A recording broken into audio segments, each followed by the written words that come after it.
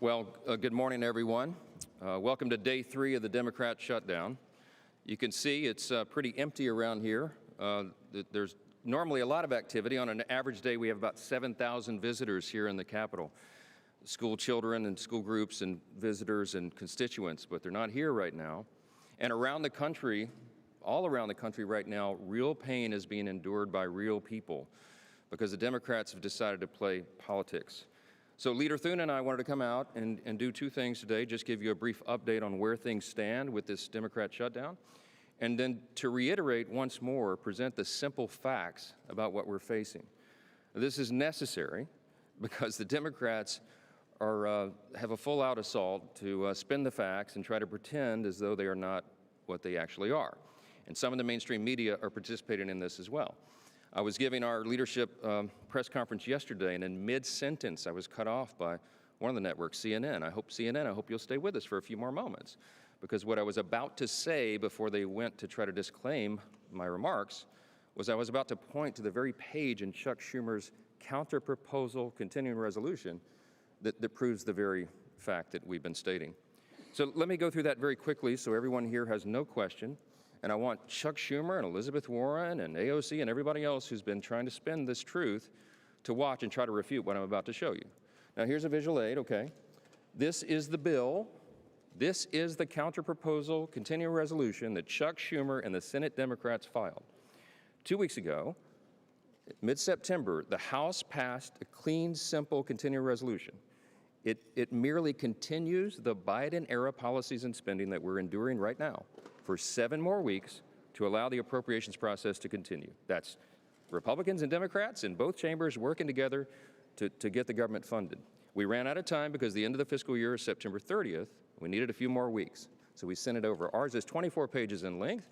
It says, let's just keep the status quo so this process, this procedure, this regular order can be done. Chuck Schumer rejected that. Senate Democrats rejected that. Now 3 times they voted against that measure, and this is what they propose in advance, in exchange for that. So instead, the counterproposal, this is page 57. This is on our website. Go to speaker.gov. You can get all these visual aids for yourself, all right? Page 57, section 2141.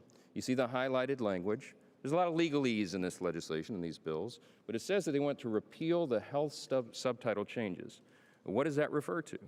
You read down here, Public Law 119-21. That's the one big beautiful bill. That's the American Families Tax Cut. What they want to do is repeal the very important and necessary changes that Republicans voted to put into law. President Trump signed that into law on July 4th, triumphantly on Independence Day. And it was a great marquee achievement for lots of reasons. Well, some of the most important provisions in that law was that it eliminated fraud and abuse of our health system. Medicaid has been rife with fraud and abuse, and so we reformed it. Why? To help provide more and better health services for the American people. Because the problem with Medicaid is it's been abused. We had so many people on Medicaid that never were intended to be there. Medicaid was written for the people who need it most, the elderly, the disabled, sometimes young pregnant women who are in difficult situations. But the resources are being drained. You know why? Because there was 2 primary categories of people that should never have been there in the first place.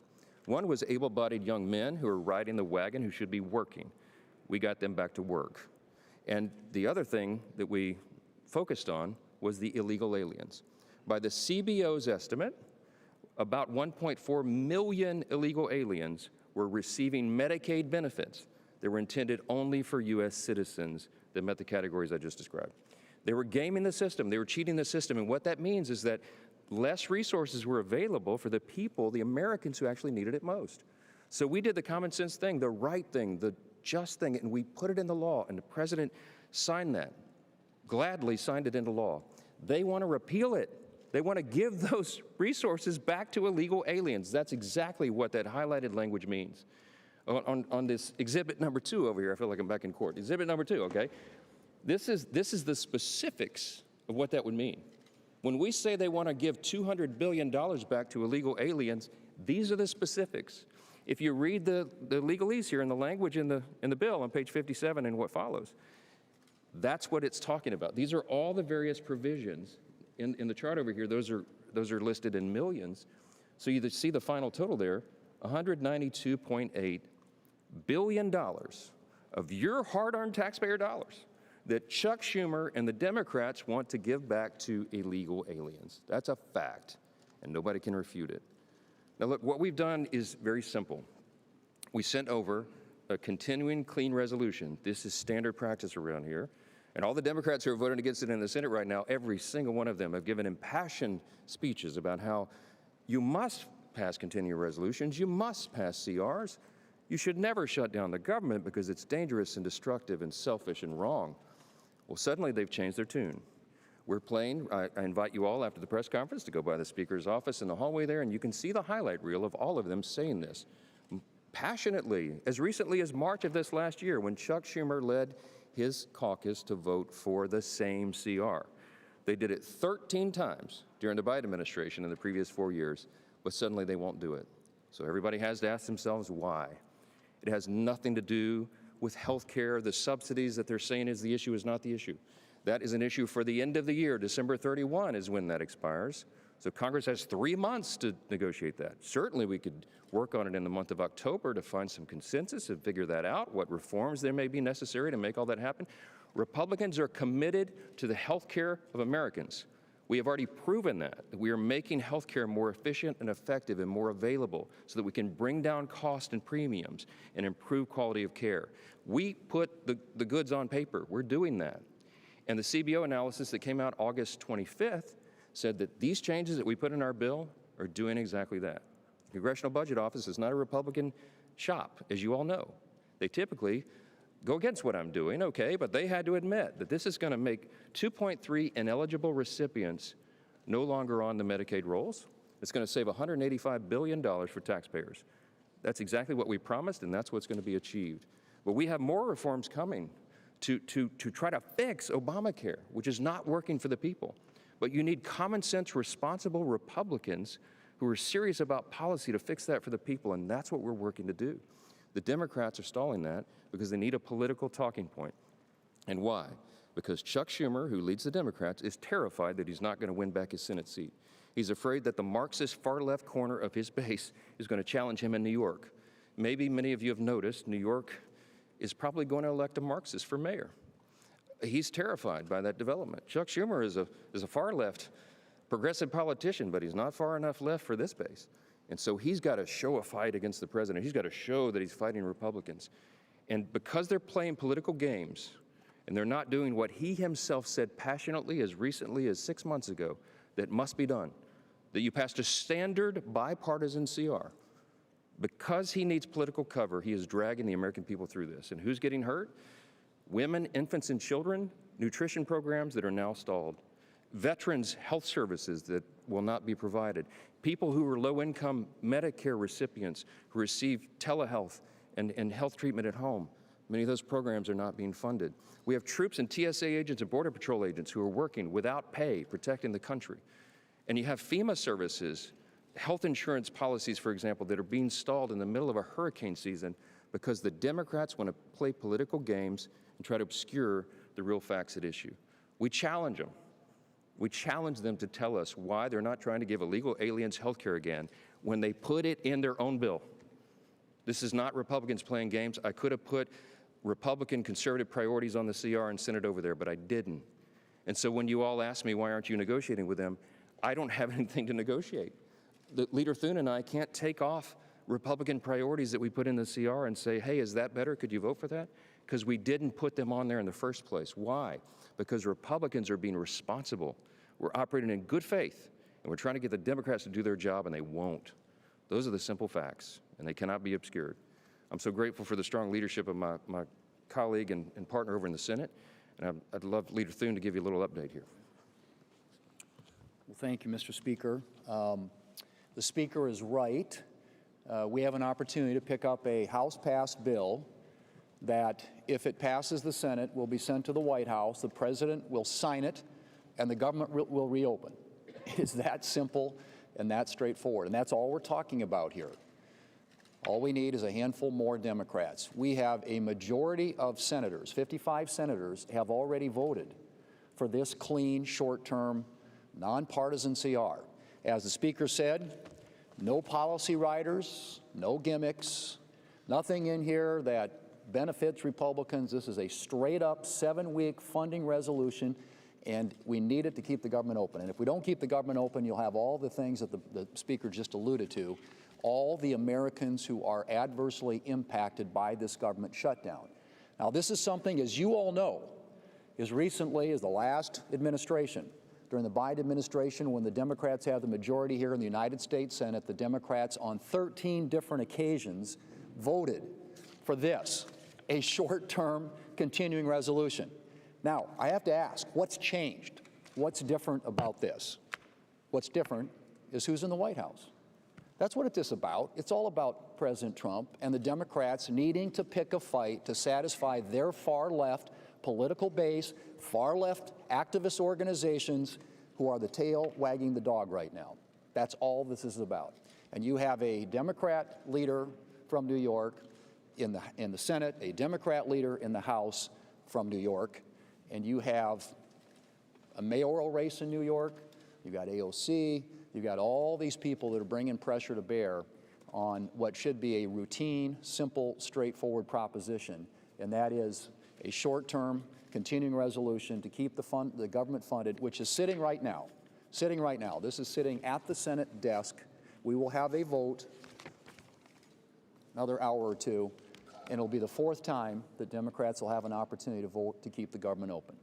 Now, at some point, reason, good sense, common sense has to take effect here, because that's really what this is. They brought to us, and the Speaker alluded to all the impacts on illegals and free health care programs in this country, a bill loaded with $1.5 trillion in new spending, which includes all these provisions. And they want to load that onto a 7-week continuing resolution to fund the government. Now, what's happening right now when the government is shut down, all the things that we could be doing, the defense authorization bill, which benefits every congressional district, every state across this country, is languishing right now because we are shut down. The other appropriations bills, we have people in the Senate, both Republicans and Democrats, and frankly, Democrats, I think, especially, because they haven't had a chance to be heard in the appropriations process for a really long time. Because when Chuck Schumer ran the Senate, we didn't do appropriations bills. We didn't put them on the floor. They marked them up in committee, and then they died. And then he wrote it behind closed doors in his office. That's the difference. We are opening this process up, and one of the things that's not getting done while the government is shut down is an appropriations process that allows us to fund the government the old-fashioned way in the light of day. We aren't working on permitting reform, which should be a bipartisan priority. We aren't working on a farm bill. We got a lot of farm policy this summer in the Working Families Tax Cuts bill, but there's more to do there. Those should be bipartisan things that we could be working together on, along with appropriations. All those things aren't getting done right now because Senate Democrats have chosen to shut the government down. They have an opportunity, a 4th opportunity, 4th time today, 4th time to vote to open up the government and to allow us to do the rest of the work that the American people expects us to do. They have taken hostage the federal government and, by extension, the American people, who are the only losers in this. Everybody's talking about who wins and who loses and who gets the blame. That's not what this is about. This is about what's doing in the best interest of the American people. And what's in the best interest of the American people is keeping the government open and operating so it can continue to work on their behalf. A few questions? Yeah, right. The administration to block some of these infrastructure projects, to take some of these blue states and target them, that could backfire on the momentum you guys have to try and break the stalemate and open up the government? So the question is about the executive and the White House and what they're doing in this situation. Everybody needs to understand how this works. When Congress decides to turn off the lights, to shut the government down, it shifts the authority to the executive branch. That's how the process works. The person who has decided to put the White House in that situation is Chuck Schumer, who leads the Democrats, the 44 who keep voting to keep the government from opening up. They're voting to shut it down. So what happens in that situation? Whoever is the president, whoever is sitting in the White House, and their staffs at the Office of Management and Budget are given an unenviable task. It's a regretful situation. They have to then determine, since the spigots have been effectively turned off and there's no more money coming in, they have to then prioritize, triage effectively, federal spending. They have to look at all of that and say, you know, which things are deemed essential and which are non-essential, which priorities, policies, and personnel must be kept to keep the government operating, and which are less of a priority. So whomever is sitting in the White House gets to then apply their lenses of review. We happen to have a Republican, a conservative administration. We're very grateful for that. We're limited government conservatives. We think the government's too big. We think the federal government is too big. It does too many things, and it does almost nothing well. And so it serves the taxpayers to send less of their hard-earned money to Washington and keep more in their pockets. That's what we're advancing through the One Big Beautiful Bill and all the legislative priorities that we achieve. But see, sometimes Democrats, not sometimes, all the time, Democrats don't agree with that because they love big government. I mean, listen to them. They want the government to control every aspect of your lives, and they need all of your hard-earned dollars to do that. In fact, they'd like to take them all. That's what the socialists are arguing for. That's what the Marxists believe. We believe the opposite. So here's this situation. Here's the president, the current occupant of the White House. It's been given this opportunity by Chuck Schumer. And he's a limited government conservative. He's looking at that and saying, gee, you know, this is inefficient, this is ineffective. And we'd never get Democrat votes to limit that because they never vote to limit government, ever. It's against their religion.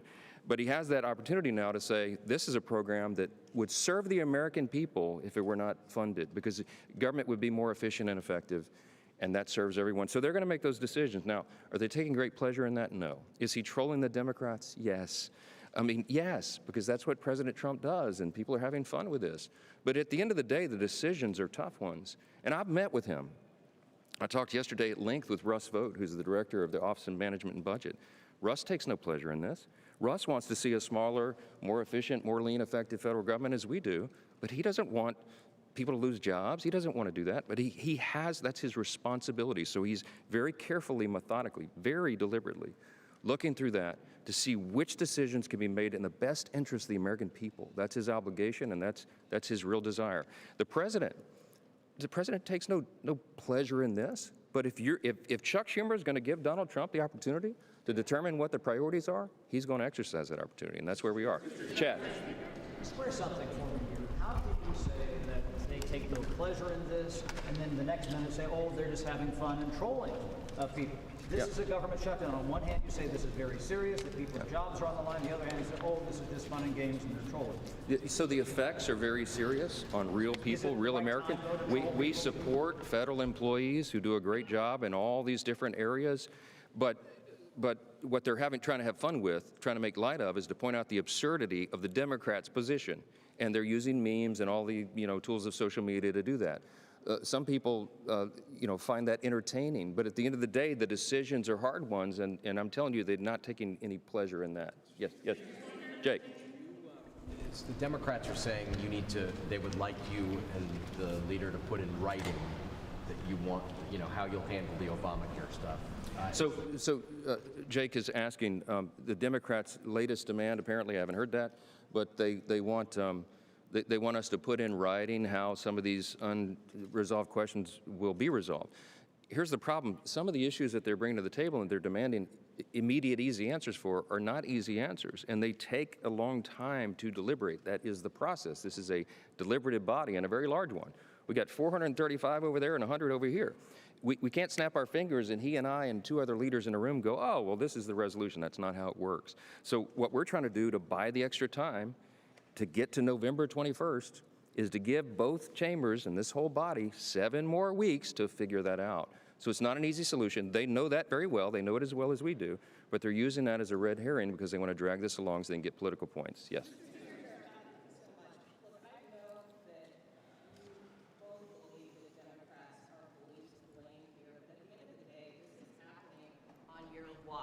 Do you take any responsibility for what's happening, and what is the justification for not holding votes in your chamber this week and potentially yours this weekend when there are some bipartisan conversations happening in the Senate? Why not just stay here and work this out? I'll give you my quick answer. I'll yield to the leader, but my quick answer is very simple. The House did its job. The House sent a bipartisan, very simple, very conventional, 24-page continuous resolution to keep the lights on. And we sent it over, we passed it, and it's been rejected by the Senate. So the House will come back into session and do its work as soon as Chuck Schumer allows us to reopen the government. That's plain and simple. Right. Well, and as I mentioned, all the things we aren't doing, right? So we're in a shutdown posture here because of Senate Democrats.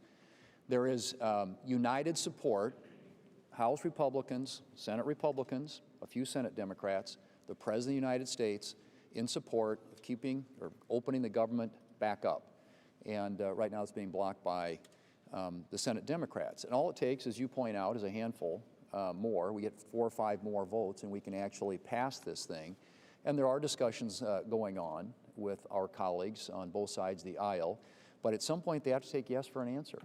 I mean, the things that people want, and I don't disagree with this at all, is a normal appropriations process, putting bills on the floor, getting conference-passed bills on the floor of the House and Senate so we can actually fund the government the old-fashioned way.